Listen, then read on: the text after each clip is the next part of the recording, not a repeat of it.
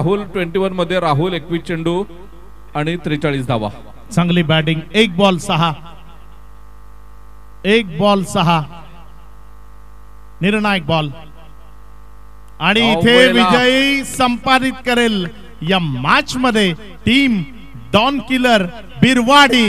What a celebration, what a celebration.